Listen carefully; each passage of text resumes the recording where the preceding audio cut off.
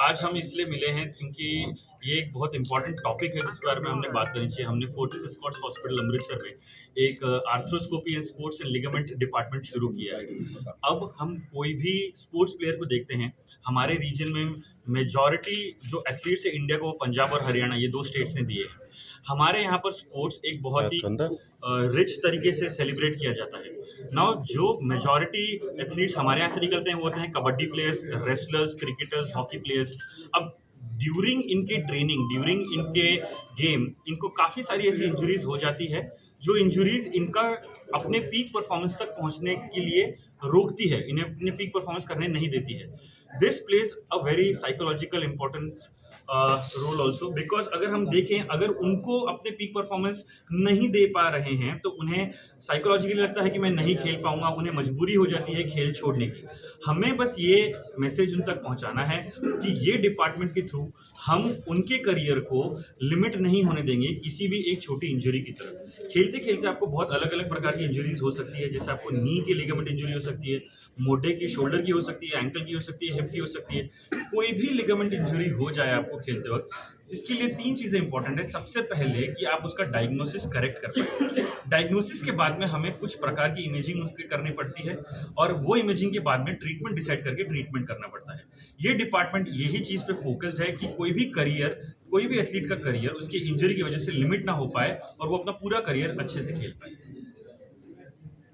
तो sir patient ऐसे के बारे पहले में भी मामले कोई आए हैं आपके पास? 100%। सो मेरा ट्रेनिंग जो भी मेरे ट्रेनिंग पीरियड में जिस भी सर्जन के under I was in France for a while, उसके बाद मेरा ट्रेनिंग साउथ कोरिया में हुआ था। मैं जो भी सर्जन के अंदर ट्रेन कर रहा था वो सारे एलीट एथलीट्स में ही डील करते थे। और ऐसा ही हमारे आज एक एलीट एथलीट यहाँ पर है, मिस्टर रमनदीप। 22 साल के कबड्डी प्लेयर हैं। इनका 8 महीने पहले कबड्डी खेलते खेलते डिसलोकेशन हुआ था। उसके बाद में उन्होंने थोड़ा सा रेस्ट किया और थोड़ा सा एक्सरसाइजेस की, वो ठीक हो गए। उसके बाद में जब वो वापस से गेम में उतरे तो उनका शोल्डर गेम में उतरते से ही पहले गेम में ही वापस से डिसलोकेट हुआ। 3-4 बार उनका इसी प्रकार से खेलते खेलते डिसलोकेट हुआ। उन्हें लगा कि ये प्रॉब्लम उनको खेलने नहीं देगी, आगे अपना करियर कंटिन्यू नहीं करने देगी। ही इज वेरी यंग, 22 साल के हैं। उनका अभी लाइवलीहुड का एक मेजर सोर्स ऑफ अर्निंग इनका गेम है और इसीलिए उनको जब ये लगा कि नहीं हो पाएंगे, हम उनसे मिले। फोर्टिस हॉस्पिटल के ओपीडी में हमने एमआरआई कराया, इन्वेस्टिगेट किया। तब हमें पता ही लग गया था एमआरआई कराने के बाद में कि ये प्रॉब्लम जब तक हम सर्जिकली जो प्रॉब्लम हो गई है, इंजरी हो गई है, जब तक हम इसे सर्जरिकली ठीक नहीं करेंगे तब तक ये ठीक नहीं होगा।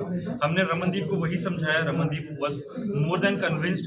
उनको कन्विंस होने में ज़्यादा प्रॉब्लम भी नहीं लगा क्योंकि उन्हें खुद को पता था कि उन्हें खेलते टाइम कितनी प्रॉब्लम हो रही। हमने दूरबीन से अंदर गए, जो जो चीज़ उनकी खराब थी वो जोड़ी। जब भी शोल्डर डिसलोकेट होता है, आगे का एक बम्पर टूटता है, उसे बैंक का टीयर कहते हैं। हमने वो बैंक का टीयर को ऑपरेट किया। साथ ही में हमने जब शोल्डर डिसलोकेट होता है, बॉल जब बाहर निकलता है तो बॉल पीछे से दब जाता है और वहाँ पर एक गड्ढा बन जाता है। वो गड्ढे को भी हमने भरना बहुत ज़रूरी होता है। ये जो प्रोसीजर होता है गड्ढे भरने का, उसे हम कहते हैं arthroscopic remplissage. Technically challenging procedure है, but since I have been doing this since a long time, मैं काफ़ी टाइम से ये करता आ रहा हूँ और सारे एथलीट्स में ही मेजरली डील कर रहा हूँ। तो it was hardly it took me 1 hour to do it. 1 घंटे में इनका पूरा सर्जरी हो चुका था। सर्जरी के बाद में पूरा दूरबीन के बाद में हमने इनका हाथ 4 हफ्ते तक थोड़ा बैंडेज में बांध के रखा ताकि हीलिंग हो। ये 4 हफ्ते में उन्होंने थोड़ी सी स्मॉल एक्सरसाइजेस करी ताकि इनका कोई भी जोड़ में स्टिफनेस ना आए। बहुत इंपॉर्टेंट होता है एक खिलाड़ी के लिए, सिर्फ ऑपरेशन करना काफ़ी नहीं होता। ऑपरेशन के बाद में जो भी जोड़ का ऑपरेशन हुआ इसमें मूवमेंट पूरी आनी चाहिए। अगर आपकी मूवमेंट पूरी नहीं आई तो आप वो लेवल का वापस से नहीं खेल पाएंगे। आपका मोढ़ा तो नहीं निकलेगा लेकिन आपको सपलनेस नहीं मिलेगी, एजिलिटी नहीं मिलेगी। So it is very important कि आप हमारे एथलीट्स को स्मॉल एक्सरसाइजेस शुरुआत में करके दूरबीन की सर्जरी के द्वारा उनके जोड़ में सपलनेस बनी रहे, नरमता बनी रहे। 4 हफ्ते के बाद में हमने इनकी फिजियो चालू करी। मेरे पर्सनल फिजियोज ने रमनदीप को काफ़ी अच्छी तरीके से ट्रीट किया। At the end of 2 months उनको पूरा रेंज ऑफ मोशन आ चुका था। मोस्ट इंपॉर्टेंट चीज़ शोल्डर में होती है रोटेशन मूवमेंट, इनके पूरे रोटेशन मूवमेंट आ गए। तीसरी चीज़, अगर जैसे जैसे इनकी रिकवरी बढ़ी, हमने स्ट्रेंथनिंग पे काम किया, छोटे मसल्स की स्ट्रेंथनिंग पे काम किया। इनकी स्ट्रेंथनिंग काफ़ी अच्छे से रीगेन करी। एथलीट्स में ये अच्छा हो जाता है, अगर सर्जरी बहुत अच्छे से करी है तो एथलीट्स का मसल मास पहले से ही बहुत अच्छा होता है।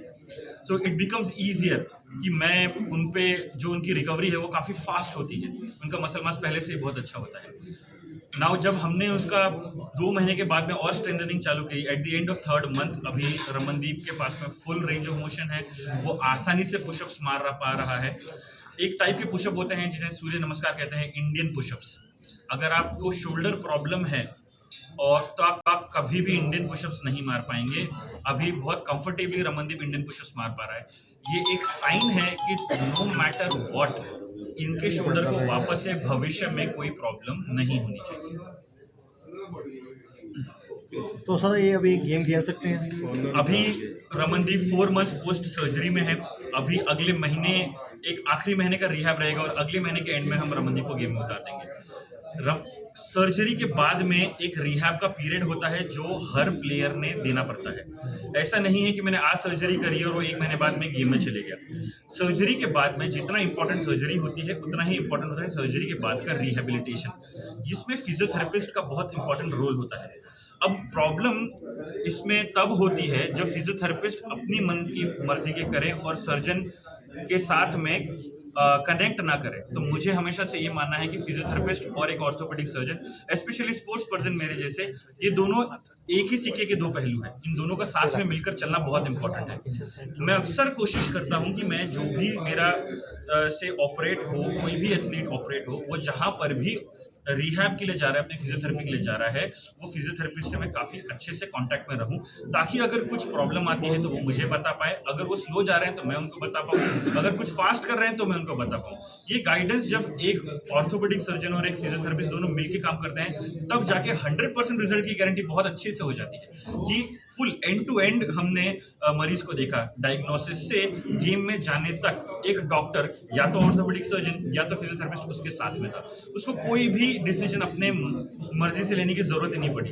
2 क्वालिफाइड प्रोफेशनल अगर उसके लिए डिसीजन ले रहे हैं, उसे सिर्फ और सिर्फ उनकी बात माननी है और गेम तक जाने की जिम्मेदारी फिर 2 लोगों की हो जाती है। Thank you. ऑनर एक करा दो। थोड़ा अच्छी बोलो, थोड़ा अच्छी बोलो।